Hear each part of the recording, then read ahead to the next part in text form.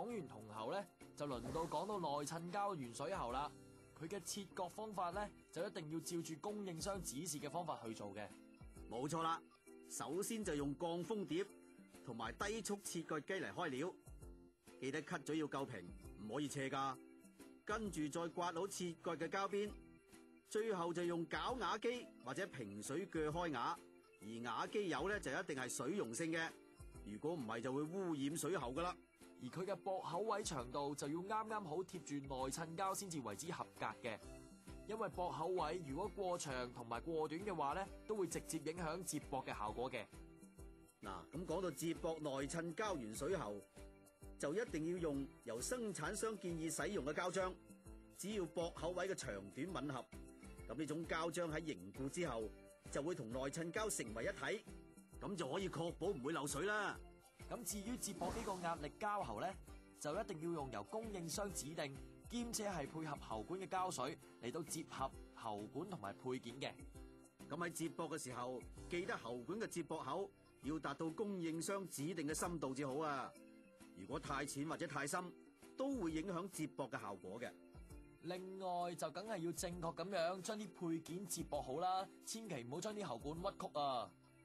咁你知啦，膠喉嘅種類有咁多，唔同嘅膠喉就梗係有唔同嘅施工程序同埋接駁方法噶嘛。咁所以喺施工嘅時候就一定要參考供應商嘅指引嚟做。我知，好似 PB 同埋 PE 膠喉就可以用熱焊接或者電容式焊接嘅方法嚟到做喉管接駁噶嘛。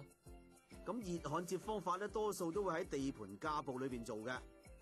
而家就示範俾大家睇。首先就用 cut 刀將喉管切開，記得 cut 嘴要平啊。之後再喺 cut 嘴度作斜邊切割，跟手就清理好喉管嘅焊接位，然後就可以分別將喉管同埋配件擺放喺焊接機上邊夾緊。而焊接機嘅溫度就記得要係大約265度左右先至好啊。而至於熱熔嘅時間咧，就要視乎喉管嘅直徑大小，同埋根據生產商使用守則而定啦。冇錯啦。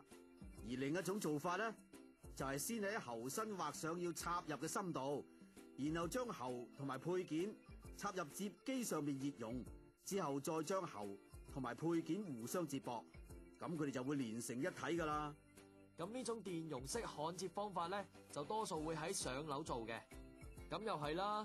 切好 cut 嘴之後，一樣要插翻乾淨條喉同埋要接駁嘅部分至得噶。而畫好插入嘅深度之後，就可以將喉插入喺內置發熱線嘅配件噶啦。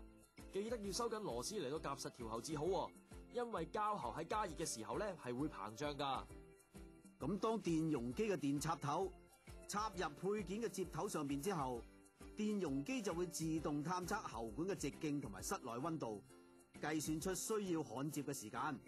只要撳個 start 掣咧，電容機就會令到配件內嘅發熱線發熱，令到喉管同埋配件融為一體噶啦。咁點知幾時先至駁好啊？嗱，等到配件上邊嘅膠粒突咗出嚟，就即係接駁好噶啦。